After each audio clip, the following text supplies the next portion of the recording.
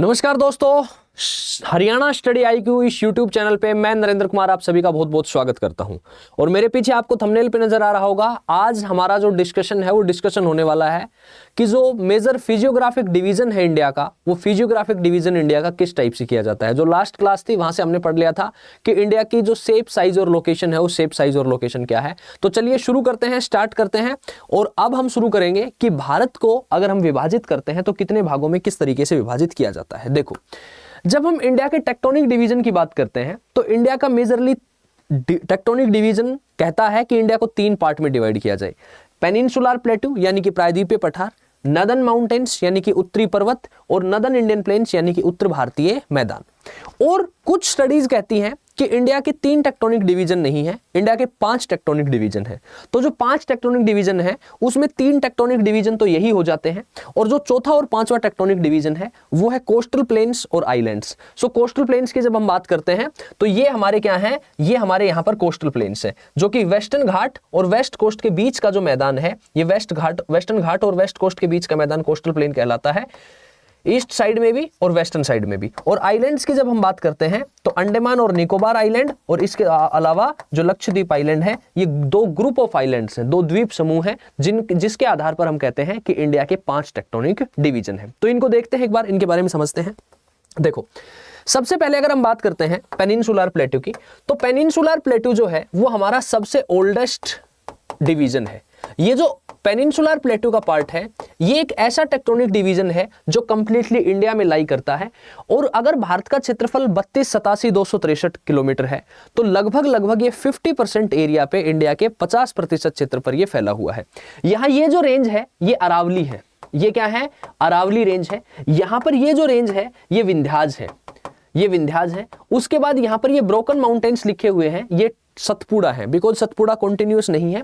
उसके बाद यहाँ ये जो एरिया है ये डेक्कन लावा प्लेटू है। ये जो एरिया है ये डेक्कन लावा प्लेटू है, दक्कन लावा का पठार है। यहाँ कर्नाटका प्लेटू है। ये जो एरिया है ये अमरकंटक प्लेटू है। और ये जो एरिया है ये छोटा नागपुर पठार है। और यहाँ पर एक पार्ट पड़ता है जिसे हम कहते हैं शिलोंग प्लेटू, या फिर इसका दूसरा जो नाम है वो है मेघालय प्लेटू, शिलोंग प्लेटू या मेघालय प्लेटू। तो शिलोंग प्लेटू या मेघालय प्लेटू ये यहाँ पर अलग होता है गारो राजमहल गैप से, मेन पेनिनसुलर इंडिया से। बट ये गारो राजमहल गैप से अलग होता है, तो ये नहीं सोचना है कि शिलोंग प्लेटू जो है वो हिमालयाज का पार्ट है। शिलोंग प्लेटू भी पेनिनसुलर प्लेटू का पार्ट है। 3 पार्ट में डिवाइड होता है, गारो हिल्स, खासी हिल्स और जैंतिया हिल्स। तो गारो, खासी और जैंतिया की पहाड़ियां यहां पर पाई जाती हैं। उसके अलावा जब हम पेनिनसुलर प्लेटू के बारे में देखते हैं तो पेनिनसुलर प्लेटू हमारा सबसे ओल्डेस्ट ब्लॉक है। यहां पर क्रेटोन्स मिलते हैं, तो आप लिख लेंगे यहां पर कि यहां पर क्या मिलते हैं? क्रेटोन्स मिलते हैं। क्रेटोन्स क्या होते हैं? क्रेटोन्स होते हैं बेसिकली बैथोलिथ्स होते हैं, कि जो अर्थ के इंटीरियर्स में जो मैग्नेटिक चैम्बर होता है वहां पर जो सॉलिड रॉक बनता है उसे क्रेटोन कहा जाता है। ये पेनिनसुलर प्लेटू है, यहां पर आपको क्रेटोन्स देखने को मिलते हैं। और तेलंगाना में एक लोकेशन है जहां पर है भोंगीर हिल्स, इसका सबसे बेस्ट एग्जांपल है क्रेटोन का भोंगीर हिल्स। ये जो भोंगीर हिल्स हैं ये नियर बाई हैदराबाद हैं, और ये ऑस्ट्रेलिया की, इंडिया की आयर्स रॉक कहा जाता है। इसे क्या कहा जाता है? India's Ayers Rock. और आयर्स रॉक जो है, आयर्स हिल्स जो है, उसका दूसरा नाम है युलुरु हिल्स। और ये जो युलुरु हिल्स हैं, युलुरु हिल्स बेसिकली ऑस्ट्रेलिया में है। कि ये इस टाइप से हैं कि यहां पर ये एक प्लेन एरिया है और एकदम से यहां पर फिर क्या है, यहां पर आपको एक हिल दिखाई देती है। तो ये भोंगीर हिल इसका क्या है? क्रेटोन्स का बेस्ट एग्जांपल है। तो ये जो पूरा एरिया है, इस पूरे एरिया की बात करते हैं तो इसमें क्या है? हाईलैंड्स मिलते हैं, एलिवेशन मिलता है। और ये जो एरिया है ये सबसे स्टेबल जोन है। इसकी खास बात ये है कि टेक्टोनिकली सबसे स्टेबल जोन है, सबसे स्थिर क्षेत्र है, यानी कि यहां पर भूकंप नहीं आते हैं। ऐसा नहीं है भूकंप आते ही नहीं है, यहां पर क्या है कि भूकंप बहुत कम आते हैं। लेकिन कुछ फॉल्ट है, जैसे अलाहाबाद फॉल्ट है, जैसे लातूर फॉल्ट है, जैसे नर्मदा सोन लाइनमेंट है, ये कई बार क्या होते हैं, ये कई बार एक्टिव हो जाते हैं। सो कई बार एक्टिव होते हैं तो उस टाइम पे फिर क्या होता है, फिर उस टाइम पे ये यहां पर अर्थक्वेक देखने को मिलते हैं। जैसे कोई पुरानी चोट थी, एक्सीडेंट हुआ, पुरानी चोट लग गई, लेकिन क्या हो गया कि कुछ समय के बाद वो चोट ठीक होगी। लेकिन जब कभी सर्दी होती है, बारिश का मौसम होता है, तो वो चोट दोबारा से दर्द देने लगती है। उसी तरीके से यहां पर जो फॉल्ट है वो क्या है, बहुत पुराने फॉल्ट हैं और वो जनरली पैसिव हैं, एक्टिव नहीं है, लेकिन कई बार वो एक्टिव हो जाते हैं तो यहाँ पर अर्थक्वेक देखने को मिलते हैं। तो ये पहला डिवीजन है पेनिनसुलर प्लेट्यू। दूसरा जो डिवीजन है वो दूसरा डिवीजन है नदर्न इंडियन माउंटेन्स। जब हम नदर्न इंडियन माउंटेन्स की बात करते हैं तो इनकी जो एज है वो लगभग 60 से 65 मिलियन वर्ष पुराने हैं ये, और इनका जो फॉर्मेशन है वो एक टेथिस सागर की जगह पर इनका निर्माण हुआ है। ठीक है, तो इसके अंदर क्या मिलते हैं? Marine sediments. ऑब्वियस सी बात है, टेथिस सागर था तो मरीन सेडिमेंट्स मिलते हैं। और यहां पर इसको दो पार्ट में डिवाइड किया जाता है। ये जो एरिया है ये कहलाता है ट्रांस हिमालय, ये जो एरिया है ये कहलाता है ट्रांस हिमालय। और ये जो पार्ट है इसमें 3 रेंज है, काराकोरम, काराकोरम, दूसरी जो रेंज है वो है लद्दाख रेंज, और तीसरी जो रेंज है वो है जस्कार रेंज। और इन तीनों को कहते हैं ट्रांस। ट्रांस का मतलब होता है ऑन द ईदर साइड, यानी कि हिमालयाज के दूसरी तरफ है। तो हिमालयाज के दूसरी तरफ है तो इन्हें क्या कहा जाता है? इन्हें ट्रांस हिमालयाज कहा जाता है। ये जो रेंज है ये ग्रेट हिमालयाज है। उसके बाद ये जो अलग अलग लाइनें दिखी हुई हैं ये मिडिल हिमालयाज है। बिकॉज मिडिल हिमालयाज जो है वो कंटिन्यूअस नहीं है, वो टूटे हुए हैं। पीर पंजाल, धौलाधार, इनको अलग अलग क्षेत्र में अलग अलग नाम से जाना जाता है। और तीसरी जो लाइन है वो शिवालिक की लाइन है। तो ग्रेट हिमालयाज है तो इनका डिवीजन हो गया ग्रेट हिमालयाज, उसके बाद दूसरे क्या हो गए? मिडिल हिमालयाज, और तीसरे जो हो गए वो तीसरे क्या हो गए? तीसरी रेंज को कहा जाता है शिवालिक। और हिमालयाज की जो फॉर्मेशन है वो डिफरेंट फेजेस में हुई। तो डिफरेंट फेजेस में हुई इसलिए हमें क्या मिलती हैं कि हिमालयाज में डिफरेंट रेंज देखने को मिलती हैं। ठीक है, काराकोरम है, लद्दाख है, जस्कार है, ट्रांस हिमालय के बाद। और ये लद्दाख रेंज जो है ये जब आगे तिब्बत में चली जाती है तो यही क्या बन जाता है? यही कैलाश रेंज बन जाती है, यही कैलाश पर्वत बन जाता है।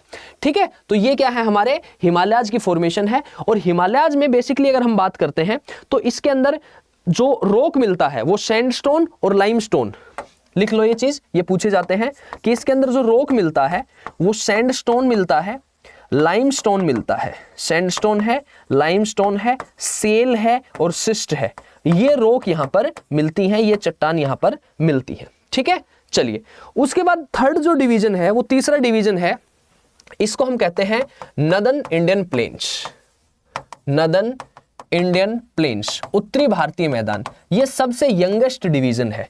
Youngest division in the sense कि इसका निर्माण सबसे लास्ट में हुआ है। जो नदर्न इंडियन प्लेन है, अगर हम नदर्न इंडियन प्लेन की बात करते हैं तो ये 1.5 से 2 मिलियन वर्ष पुराना है।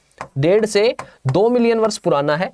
और यहां पर क्या हुआ है कि जब दोनों प्लेटें टकराई हैं आपस में, इंडियन प्लेट और यूरेशियन प्लेट, तो ये हिमालयाज हैं और हिमालयाज के जस्ट नदर्न साइड में, सदर्न साइड में लाई करते हैं।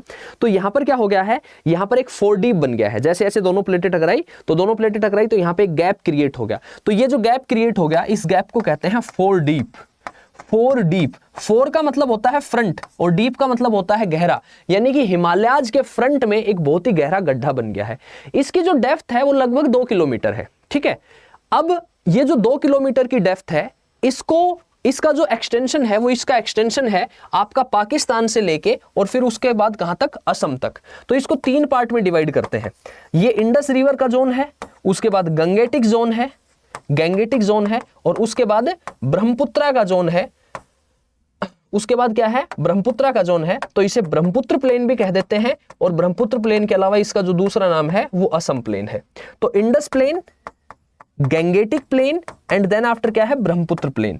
ठीक है, अच्छा, यहां पर बीच में अरावली हिल्स हैं जो क्या करती हैं? इंडस और गंगा के बीच में वाटर डिवाइड का काम करती हैं। तो ये जो गैप है, इस गैप को किसने फिल किया? कि पहले एक बिलीफ था कि गंगा, ब्रह्मपुत्र और सिंधु ये छोटी नदियां हैं, इनके द्वारा लाए गए अवसाद से ये 1.5-2 किलोमीटर का इतना लंबा गैप फिल नहीं हुआ होगा। तो माना गया कि पहले कोई रिवर होती थी जिसे इंडो ब्रह्म रिवर या फिर जिसे शिवालिक रिवर के नाम से जाना जाता है, और वो इंडो ब्रह्म रिवर या शिवालिक रिवर अपने सेडिमेंट से इसको फिल करती है। लेकिन बाद में और रिसर्च हुई, बाद में और थ्योरीज आई, तो ये बिलीव किया जाता है कि केवल गंगा, ब्रह्मपुत्र और सिंधु, इनकी मदर रिवर थी शिवालिक रिवर। ये जो गैप है, इस गैप को फिल किसने किया है? गंगा, ब्रह्मपुत्रा और सिंधु ने ही इस गैप को क्या किया है? अवसाद ने क्या किया है? इसको फिल किया है। तो सबसे यंगेस्ट एरिया है ये, जिसे हम क्या कहते हैं? जिसे नदर्न इंडियन प्लेन कहा जाता है, उत्तर भारतीय मैदान कहा जाता है। ठीक है, ओके। दूसरा जो है, इसके अलावा जब हम देखते हैं कि अब ये 3 प्लेन हो गए, इसके अलावा अब हमारे पास एक एरिया बच जाता है कि कोस्टल प्लेन, तटीय क्षेत्र। तो जब हम तटीय मैदान की बात करते हैं, कोस्टल प्लेन की बात करते हैं, सो कोस्टल प्लेन जो है हमारे पास, ये हमारा इस तरीके से है, यहां पर और यहां पर। तो ये जो एरिया है इसको अलग अलग क्षेत्र में अलग अलग नाम से जाना जाता है। महाराष्ट्र में और गोवा में इसे कोंकण तट कहा जाता है, कोंकण तट कहा जाता है। कर्नाटका में इसको कनारा तट कहा जाता है और उसके बाद केरला में इसको क्या कहा जाता है, मालाबार तट कहा जाता है। ठीक है, गुजरात का कुछ हिस्सा है जहां पर इसे कच्छ का मैदान भी कहा जाता है। ठीक है, तो महाराष्ट्र और गोवा में कोंकण तट कहते हैं, कर्नाटका में कनारा तट कहते हैं और केरला में क्या कहते हैं, मालाबार तट कहते हैं। जब हम ईस्टर्न साइड में आते हैं, पूर्व की तरफ आते हैं, तो तमिलनाडु में इसको क्या कहा जाता है, इसको कोरोमंडल तट कहा जाता है। ये कोरोमंडल तट है।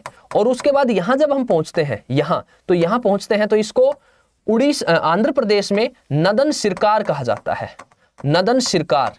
तो देखो ये अंग्रेजों के दिए हुए नाम है, तो वो सिरकार को सिरकार बोलते थे, तो नदन सरकार कहो या नदन सिरकार कहो, नदन सिरकार कहा जाता है।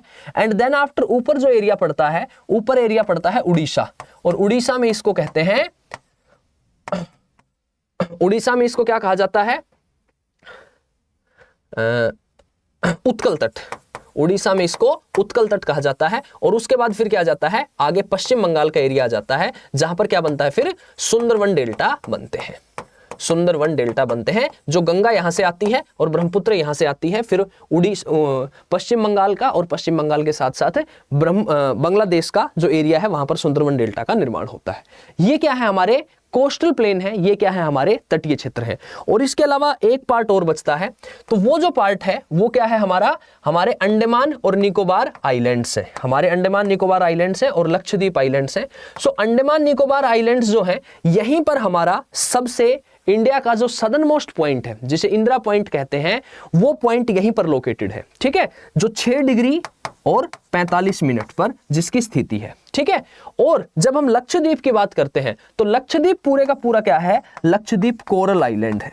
कोरल आइलैंड का मतलब होता है कि कोरल से बना हुआ द्वीप समूह है।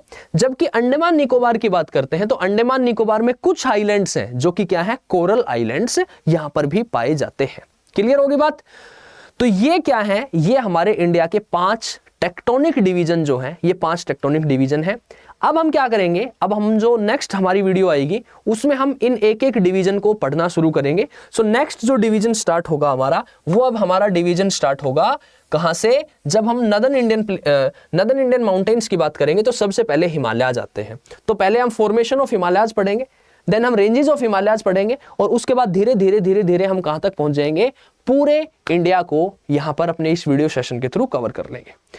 सो इसी नोट के साथ आज रोकना चाहूंगा, और आपको आपके जो भी ऑनेस्ट रिव्यूज हों वो कमेंट सेक्शन में जरूर से जरूर डालने हैं, और जरूर से जरूर हमें बताना है कि आपको ये जो वीडियो है, ये वीडियो कैसी लगती है।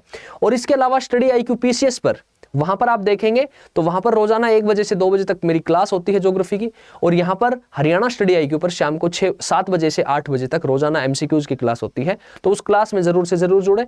तो इसी नोट के साथ आप लोगों से आज विदा लेना चाहूंगा। मुलाकात करते हैं नेक्स्ट सेशन में, तब तक के लिए हंसते रहिए, पढ़ते रहिए, लड़ते रहिए, झगड़ते रहिए।